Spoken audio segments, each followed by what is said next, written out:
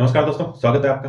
आज का वीडियो मैं डिस्कस करूंगा कि इनकम टैक्स डिपार्टमेंट ने कई लोगों को पिछले साल भी नोटिस भेजा था। हो सकता है आपके किसी फ्रेंड सर्किल में किसी को मिला हो। वो इसलिए भेजा था कि उन्होंने डिडक्शन गलत क्लेम किया था, यानी इन्वेस्टमेंट कम किया था और डिडक्शन ज्यादा क्लेम कर लिया। तो इनकम टैक्स डिपार्टमेंट ने नोटिस भेजा था सेक्शन 1336 में कि आप ये डिडक्शन क्लेम कर रहे थे और इसका प्रूफ दीजिए कि आपने ये इतना डिडक्शन क्लेम किया है, यानी इन्वेस्टमेंट भी किया है, तभी आप क्लेम कर रहे हो। वो कौन कौन से डिडक्शन है? हो सकता है वो लीव ट्रेवल अलाउंस हो सकता है वो एचआरए हो सकता है वो हाउस लोन का रीपेमेंट हो, या हो सकता है वो हाउस लोन का डिडक्शन हो सकता है ELSS equity link saving scheme हो, या हो सकता है मेडिक्लेम से रिलेटेड जो कि सेक्शन 80D में आप क्लेम करते हो।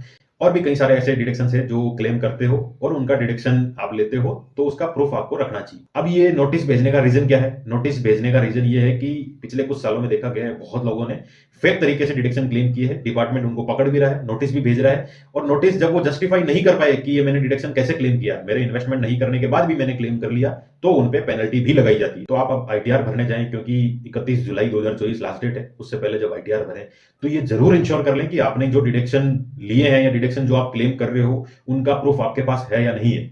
अगर बिना प्रूफ के आप डिडक्शन लेते हो, इनकम टैक्स डिपार्टमेंट से करस्पॉन्डेंस हो जाएगा, कोई नोटिस आएगा, तो आप जवाब क्या दोगे? फिर आप पे पेनल्टी लगेगी। इसके बजाय ऐसा है कि आप पहले ही डिडक्शन फेक क्लेम ना करें। जो एक्चुअल डिडक्शन क्लेम कर रहे हैं वो एक्चुअल में आपने इन्वेस्टमेंट किया है तभी करें, अदरवाइज ना करें। और रही बात, कुछ लोगों की क्वेरी आई थी कि सर जो 1336 में नोटिस आए उसका हम अगर जवाब ही ना दें। देखिए, ऐसा पॉसिबल नहीं है। इनकम टैक्स डिपार्टमेंट या कोई भी सरकारी डिपार्टमेंट आपको किसी भी तरह की छूट ऐसा नहीं देगा कि आप जवाब ना दो, आपको पता भी नहीं है।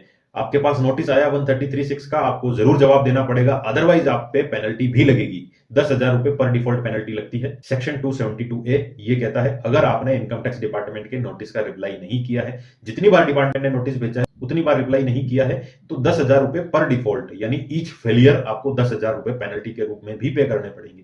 इसीलिए इस भ्रम में ना रहें कि जवाब नहीं देंगे तो बच जाएंगे। आपको कोई भी नोटिस आए उसका जवाब जरूर दें और कोई भी फेक डिडक्शन क्लेम ना करें, ताकि आपको फ्यूचर में कोई प्रॉब्लम नहीं हो। इन्फॉर्मेशन ज्यादा से ज्यादा लोगों तक शेयर करें। आपकी कोई क्वेरी है तो कमेंट सेक्शन में डालिए।